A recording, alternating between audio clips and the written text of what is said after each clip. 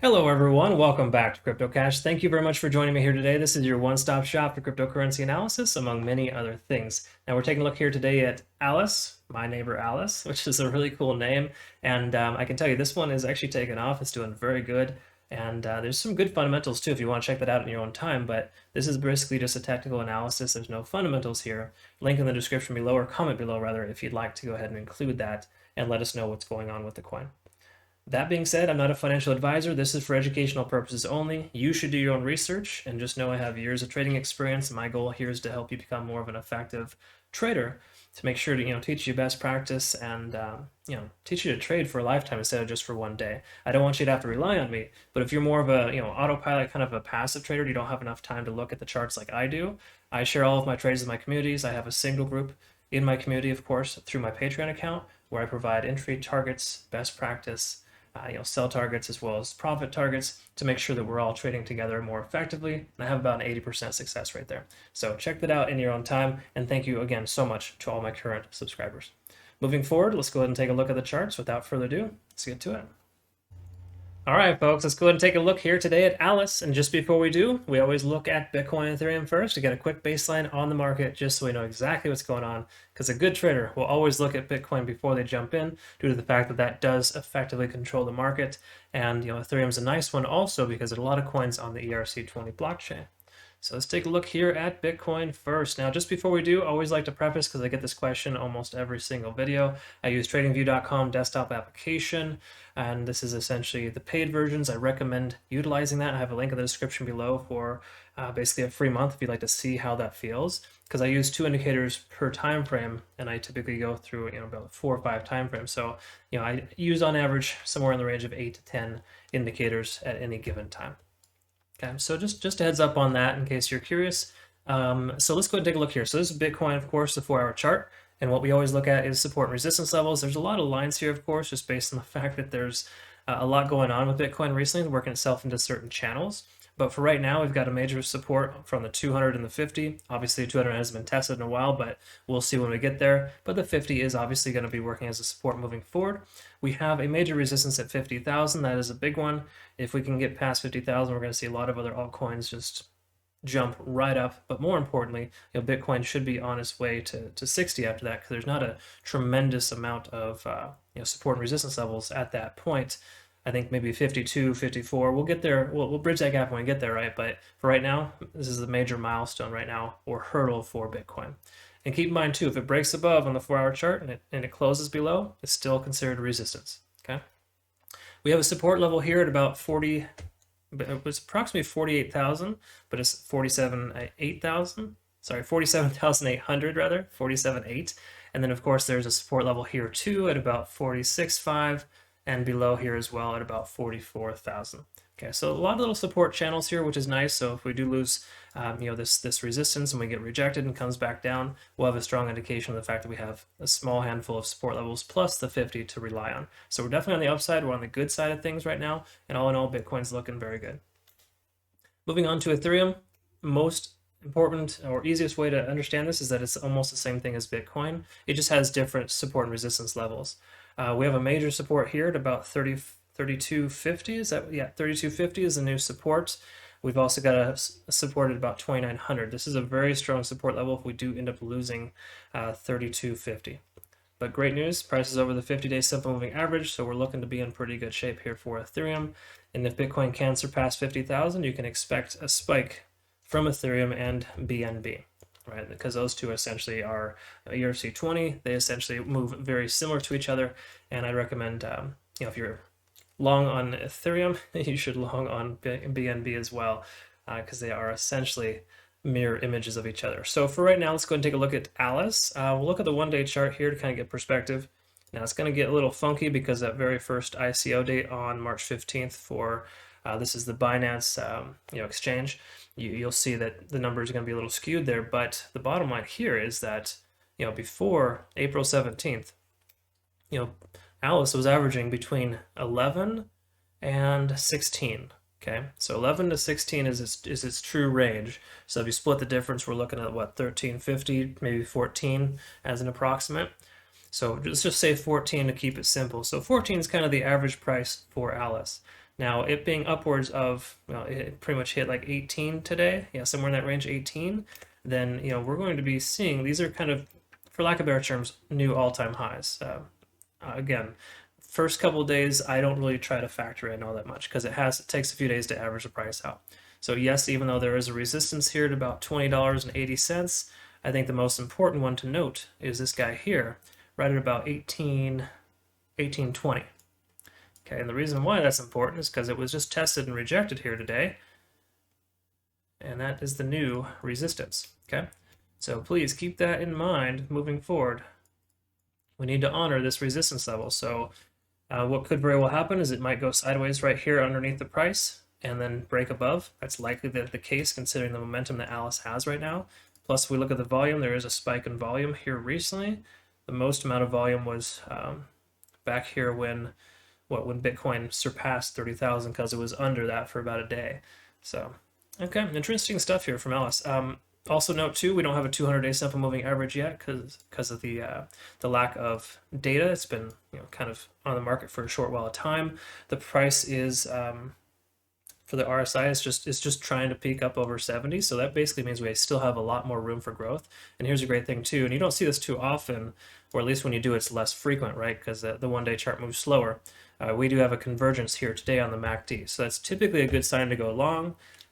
So generally speaking, yes, we are working up to a resistance level, but if you can find a good entry in the next couple of days, there's a strong chance that resistance will be broken and it'll be skyward bound from there.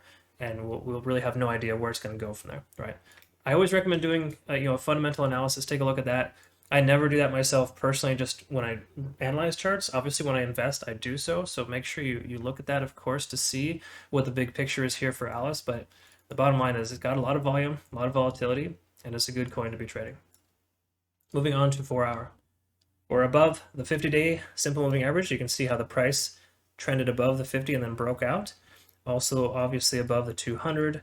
We are well over 70 on the RSI, but it's making its way back down. So a lot of times what happens when it breaks above the RSI like this, and we got the MACD convergence on the one-day chart, we will likely see the 70 on the RSI become a support, and it'll continue to ride it out and keep working its way up. Again, that will happen if we break this resistance level of $18.20. Let's see here. So let's go ahead and mark this convergence back here on August 19th and kind of see if there's a correlation on the cloud. So August 19th at 5 a.m. All right. I just like to mark that because if you're new to the channel, I really love the 4-hour charts, more specifically the MACD on the 4-hour chart. It really is this good long signals. It's like a swing trader's best friend. It should be your best friend moving forward. And then alternate to that, you look at the 1-hour chart and then you take a look at the Ishimoku cloud, and you'll be able to see there's usually a correlation. All right, and take a look at this here. So the 4-hour chart told us we had a convergence in the MACD right here. Now, that's all well and good, right? That's a good confirmation. Maybe you consider taking entry for a long position there.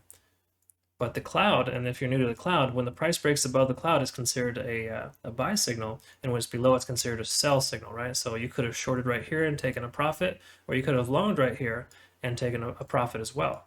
But the bottom line is that when you got a convergence in the MACD and the Ishimoku cloud are, they're basically communicating together. They're usually within about 4 to 8 hours of each other.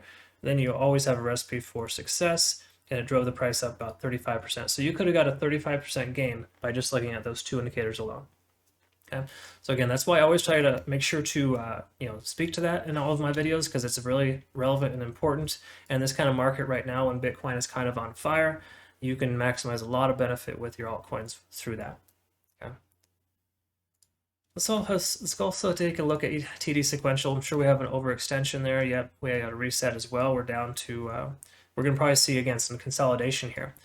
Now, keep this in mind when you're looking at TD sequential, 1 through 9, basically that means that there's the state of exhaustion. Okay, so we've got 9 hours of bullish momentum here.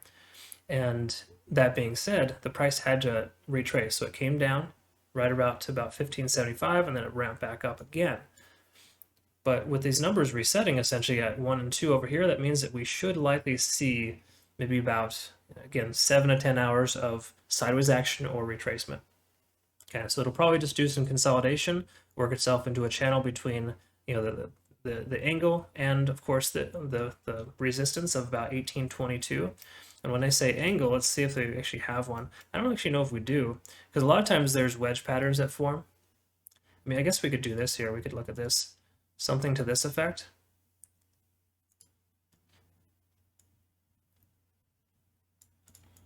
That's the angle I'm referring to. So it is working itself into an ascending triangle pattern, and these are more often than not, I would say about 70% of the time in my experience in the last 15 years of trading, anytime a coin and or stock, whatever the case is, when it works itself into an ascending wedge, it's more likely to break up than down. Okay, that's why I feel like we're going to see some sideways action for some time, then it'll break upwards. Again, if Bitcoin jumps past 50,000 here in the next 24 to 48 hours, Alice will ramp up again hard. But until that point happens, I foresee there being, Bitcoin working its way between 48,000 and 50,000 for a little while. It's like a really high, there's a lot of volume, and it's kind of a price that a lot of people are trying to buy at. Then we're going to see that happen and probably push the price sideways here for some time. So my speculation here is that if Bitcoin takes off, then Alice will too. But until that point, we're going to see this resistance level keep getting tested, which is all well and good, because the more often you test something, the more likely it is to break. So it's probably going to do something like this. So we see the staircase pattern. It's fantastic. We're going to have another one here, and then it'll break up. That's my guess.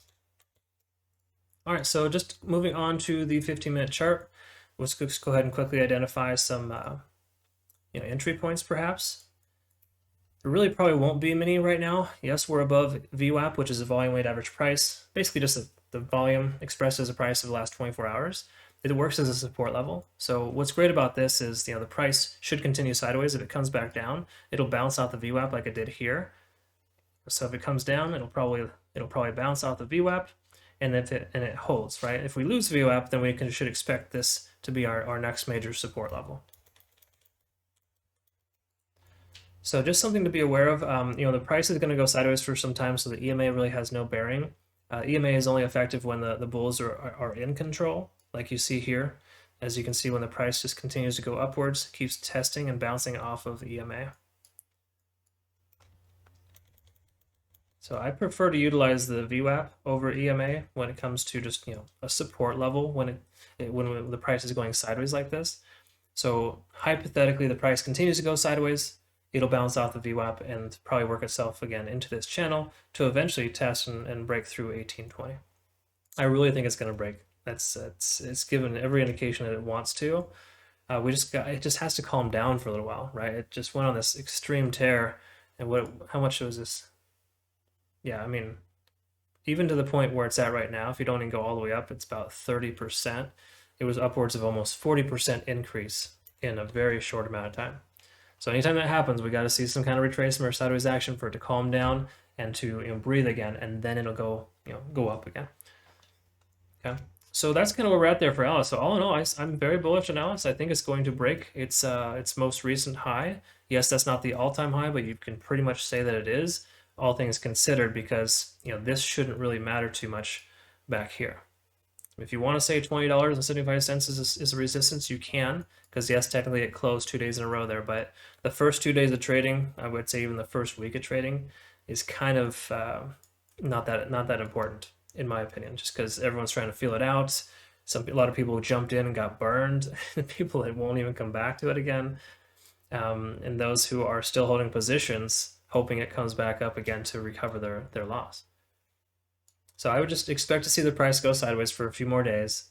And if and when Bitcoin breaks past 50,000, we'll see it jump up. There's a strong likelihood that Bitcoin will retrace back down at least a little bit. It's had a lot of momentum recently, and I wouldn't be surprised if Bitcoin comes down to 48 or 46,000. So I'm kind of holding on the side with my USDT to ensure that I have money available when that does occur.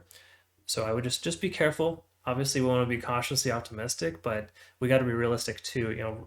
Bitcoin's ramped up quite a lot here recently, and I think there's a good chance that we'll see at least some more sideways action for Bitcoin and Alice. So if you found benefit here, please like and subscribe. Consider joining my Patreon account if you haven't already. Thank you to my current patrons as well too. And if you're new to the channel, I share all my trades with my community members, and we of course make sure to I provide you with the entry points for all my targets and sell targets, stop loss targets, profit targets, and just make sure you understand specifically how to, how to navigate this industry and just kind of have somebody at your side. So it's been a pretty good thing so far. We got trending closer to 50 members already. That's really awesome. So thanks again so much for all of your support. We'll look forward to seeing the next video. Have a great rest of your day. Thank you for your time.